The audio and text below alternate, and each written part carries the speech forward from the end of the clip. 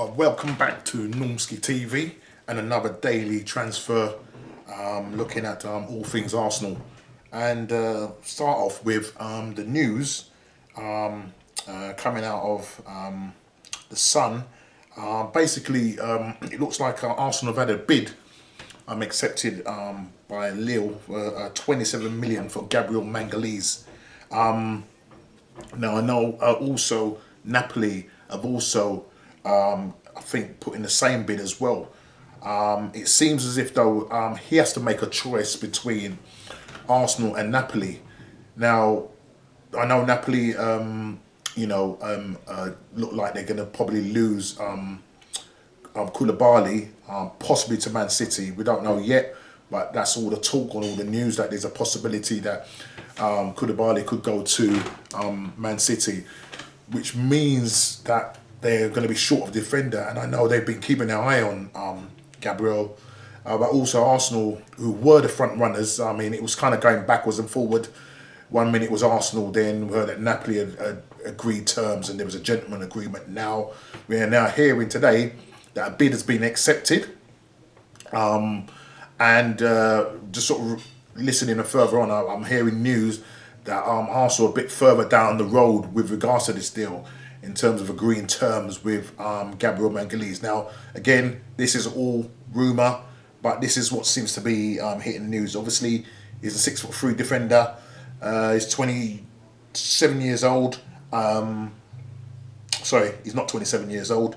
Gabriel Magalhaes is 23 years old, I believe. And he's a very good defender. And that's why there's a lot of clubs after him. I know the likes of Man United were interested in one point. Everton early on in the season, they'd even put in a bid and were close to signing him, and then obviously the COVID came in and that deal got scuppered. So here we are now, where there's a chance that we could land Gabriel. Now this would be good if we could pull this off, because he will be partnering William Saliba. They're both young players, both strong, they're both quick. I believe Gabriel is, I think he's a right-footed player, if my memory serves. If not, please put it in the comments, let me know. But if we can get him on the books, then we will be definitely strengthening the back. I mean, we've been linked with this guy for a very, very long time. And if the news is coming out that we have a bid that's been accepted by Lille, Lille came out and said that he is leaving. Obviously, his number 4 shirt has gone to another player. When they were, playing their friendly, he was left out. So we know he's definitely leaving the club. Now we're hearing a bid has been accepted. I'm just hoping that he will choose Arsenal. Maybe the Pepe factor, the fact that they used to be teammates, could swing it in our favour. I'm hoping that he will make the right choice and come to Arsenal. Napoli haven't got Europe. I don't even know if they've got European Cup. I don't think they even made the Europa League. So at least we can at least give him the Europa Cup and give him European football. So let's see what happens on that front. Can we get Gabriel over the line? I know Arteta is an admirer of him. Obviously, Edu. I know before all this nonsense with Raul Sanelli, they were obviously pushing this. Now that Raul Sanelli's gone, it looks as if Edu and Arteta are the ones that are going to be kind of, making decisions when it comes to those players that they want to pick. So let's hope that we get him. Gabriel Magalhaes, please make the right choice and come to Arsenal. Right, let's move on from that. Again, there's noise coming out again with regards to Emilio Martinez, our goalkeeper, who's done absolutely fantastically well for us since Leno got injured the last 10 or so games. He's just been absolutely fantastic for us. And, he's muted. It's come out and said that, there's 10 other clubs that are interested in him. And, that if he doesn't get reassurances or assurances that he can hold down a first team place, because that's, he's been playing for Arsenal from the age of 17. He's now 27. He's been with us 10 years. We don't want to lose him. I think for me personally speaking, I would want him to be our number 1. But obviously with Leno coming back, there's going to be a big decision that has to be made. But we need Arteta to make that right decision. For me, I think Leno would be the one. I know there's talk that Leeds are interested in him. They're one of the clubs that are interested in him and would like to possibly sign him.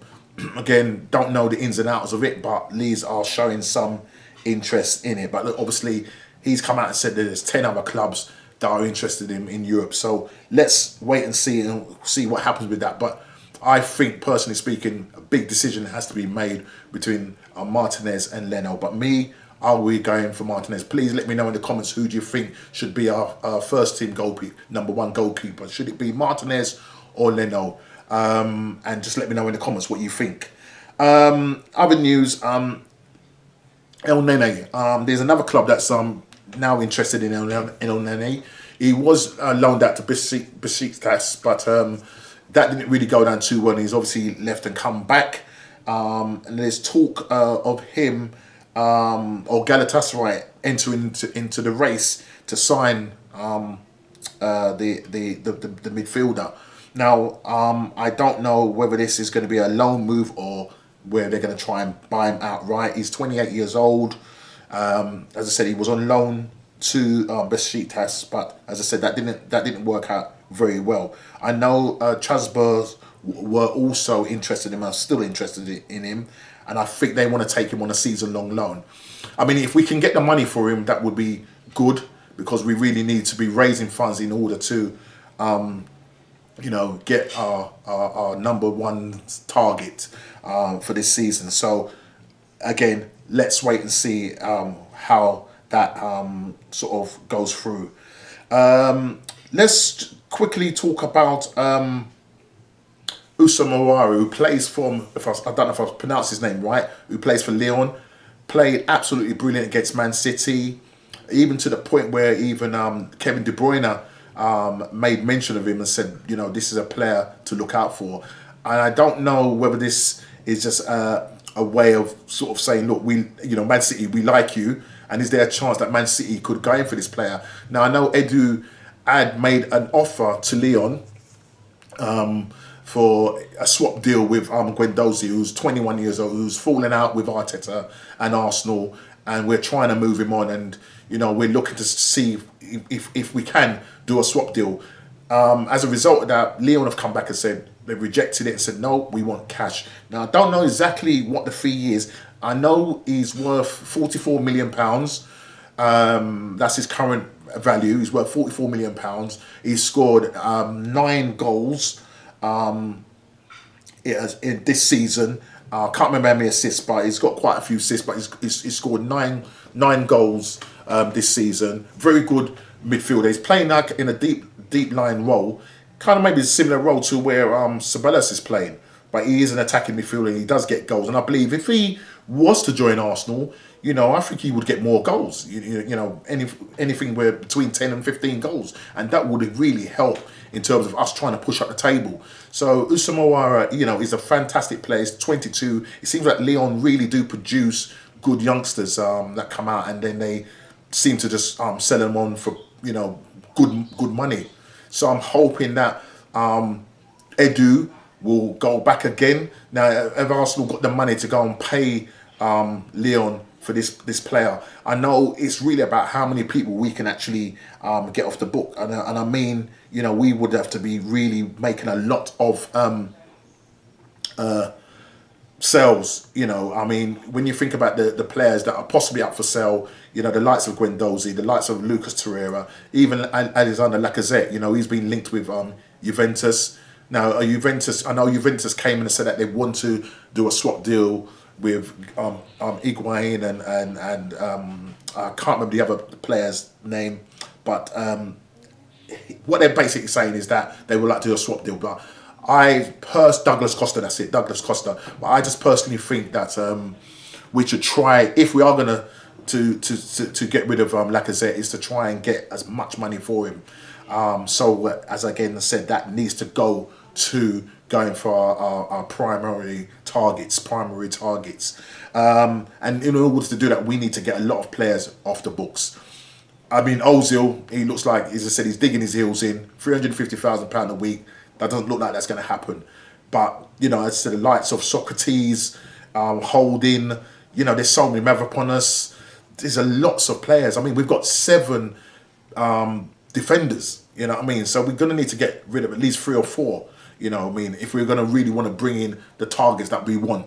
And it's going to take a lot of hard work, you know. The days are ticking away, you know, but we've got time to do it. And now with Edu and Arteta now at the helm, hopefully, you know, obviously being overseen by Vinay, that hopefully we can really get this moving and just, you know, stop haggling around and get this sorted out. Thomas Partey, you know, you've got the Ghana coach coming out and saying things like, oh, you know, don't go snub at Arsenal, go to a club that's going to be, you know, playing Champions League. Now that, you know, Atletico Madrid, how he didn't even start the game, he didn't even come on, and then I think that's sort of kind of, you know, made the rumours a bit more kind of like, wow, you know, is there a chance that he could be leaving Atletico and coming to the Arsenal? There are other clubs that are interested in him. Juve are interested in him, with Andrea Pirlo taking over as the manager. You know, there's a chance that he could go there. They're going to offer him Champions League football. But I know Thomas Partey is an admirer of Arsenal, and, you know, he is our number 1 target. And from what they're saying, the hierarchy is saying, even though, you know, stuff that has gone on where Sinelli has gone, they're saying that transfer business will be as usual, normal as usual. So if that is the case, then let's start stepping up the pursuit of Thomas Partey, get the monies that you required in, get it over the line so that we can move on, because we do need to cover these areas. So let's see what happens.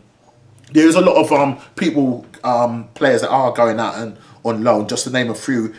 Zach Medley, I think he's going to Gillingham. You've got Troy Cole, also will start at Gillingham. You've got Matt Smith, who's going to be joining Swindon Town.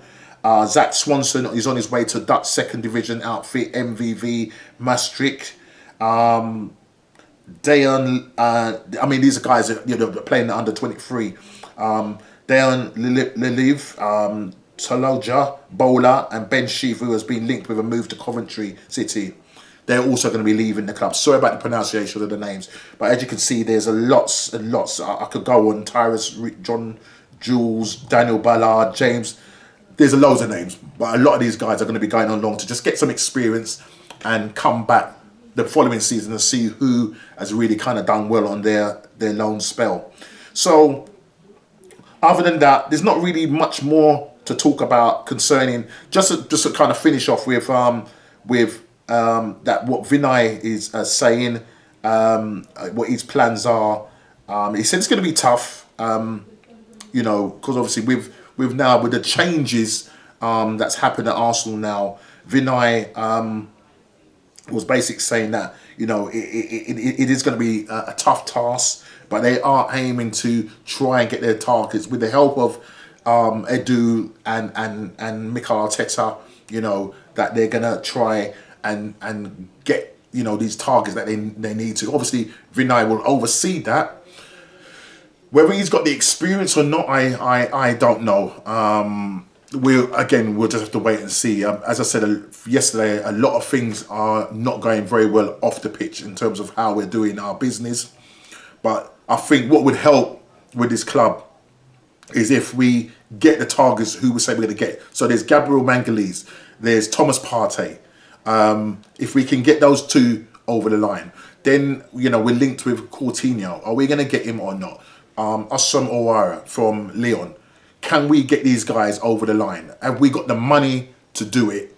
Have we got the money to persuade these guys to come over the line?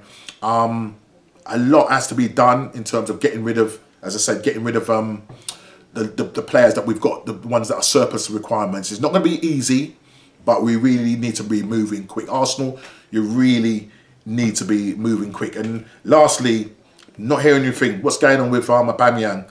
Apparently, you know, it may be announced in the coming week. Let's hope that is the case. With Raul Sinelli now gone, I don't know. I don't know what was holding this back. If this is the issue with the investigation that was going on, that was maybe holding this back. But I'm hoping that to just bring some good news to Arsenal fans, that Aubameyang is gonna sign the deal, or he's already signed the deal, and it's just a case of it being announced. Listen, please like, subscribe, and share. Please hit that subscribe button. Turn it from red, yeah, and hit the subscribe button. Please, again, like, subscribe, and share. And I'll see you on the next Transfer Daily. Take care.